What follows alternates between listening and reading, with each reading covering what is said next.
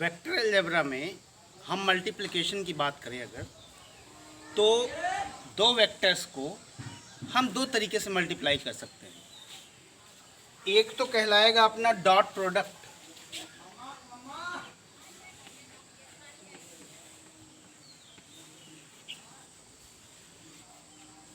और दूसरा कहलाएगा क्रॉस प्रोडक्ट।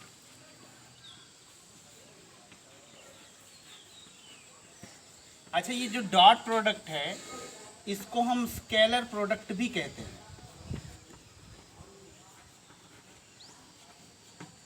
और ये जो क्रॉस प्रोडक्ट है इसको हम वेक्टर प्रोडक्ट भी कहते हैं।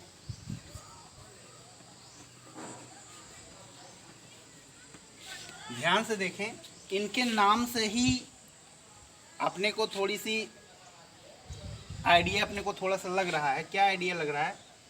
इसका नाम है डॉट प्रोडक्ट या स्केलर प्रोडक्ट। यानी कि अगर हम दो वेक्टर्स का प्रोडक्ट लेंगे तो वो क्या आएगा, इसमें पहले वाले में स्केलर क्वांटिटी आएगी और दूसरे वाले में क्रॉस प्रोडक्ट या वेक्टर प्रोडक्ट, इसमें जो भी क्वांटिटी आएगी वो आएगी वेक्टर क्वांटिटी।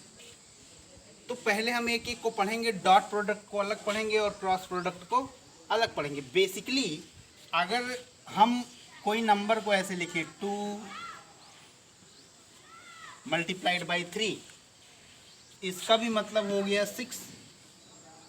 और अगर हमने ऐसे लिखा है 2 इंटू 3, तो इसका भी मतलब हो गया 6।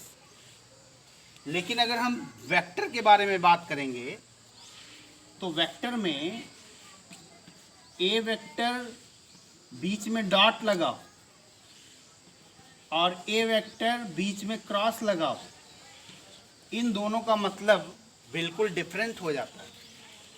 यहाँ पे दोनों की वैल्यू 6 आ रही, लेकिन यहाँ पे दोनों की वैल्यू 6 आए, दोनों की वैल्यू सेम आए, ये कोई ज़रूरी नहीं है। एक चीज़ है कि डॉट लगा है तो स्केलर क्वांटिटी आएगी, और अगर क्रॉस लगा है तो वेक्टर क्वांटिटी आएगी।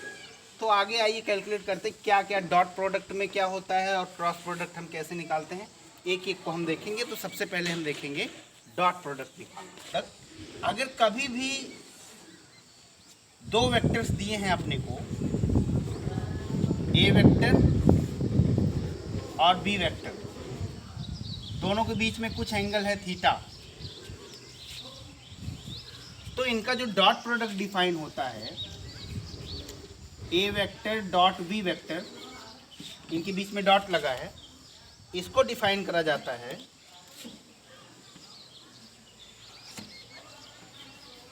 ए बी कॉस ऑफ थीटा।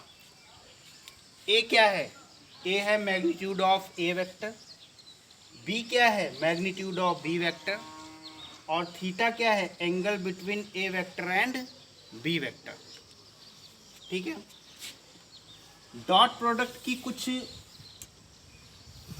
खास बातें, अगर हमने कहा थीटा इक्वल्स टू 0 डिग्री, तो उस टाइम पे ए डॉट बी क्या होगा?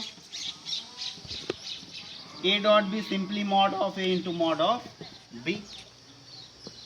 अगर हमने कहा थीटा इक्वल्स टू 90 डिग्री, तो ए डॉट बी की वैल्यू क्या होगी? कॉस 90, कॉस थीटा, तो कॉस 0 की वैल्यू तो क्या होती है? 1 होती है। तो हमने कहा यहाँ पे तो आ गया ए बी। और कॉस 90 की वैल्यू क्या होती है भाई साहब? कॉस 90 की वैल्यू होती है 0। तो इसका मतलब ए डॉट बी क्या आने वाला है? ए डॉट बी आएगा 0। अगर हमने कहा थीटा इक्वल्स टू 180 डिग्री है, तो कॉस 180 डिग्री की वैल्यू क्या होती है? -1। तो उस टाइम पे ए डॉट बी क्या आएगा? Minus of A into b, mod of a और मॉड ऑफ बी। और इसकी कुछ प्रॉपर्टीज अगर हम देखें, ये तो एंगल की बात हुई। अगर हमने कहा थीटा अपना एक्यूट एंगल है, यानी 0 से 90 के बीच का है, तो कॉस थीटा की वैल्यू क्या आएगी? पॉजिटिव।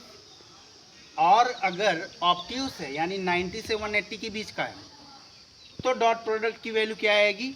नेगेटिव आएगी। अच्छा, ये कुछ लॉज को भी फॉलो करता है, इसकी कुछ प्रॉपर्टीज़ भी हैं। नोट कर लिया जाए तो अच्छी बात रहेगी।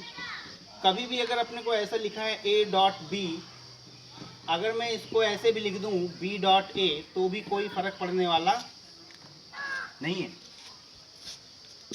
अगर कभी ऐसा लिखा है ए डॉट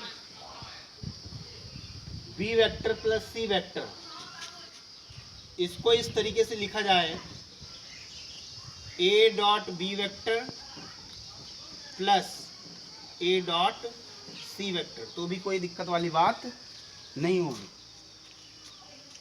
ठीक है। अच्छा, इसका यूज़ कहाँ किया जाएगा? अगर हम इसके यूज़ के बारे में बात करें, इसके यूज़ कहाँ कहाँ पे होता है, तो इसका यूज़ बहुत जगह होता है हमारे फिजिक्स में। जब हम वर्क डन कैलकुलेट करते हैं तो वर्क डन बेसिकली होता है force vector dot displacement vector. ये वर्क है, ये फोर्स है, ये क्या है? डिस्प्लेसमेंट है। वर्क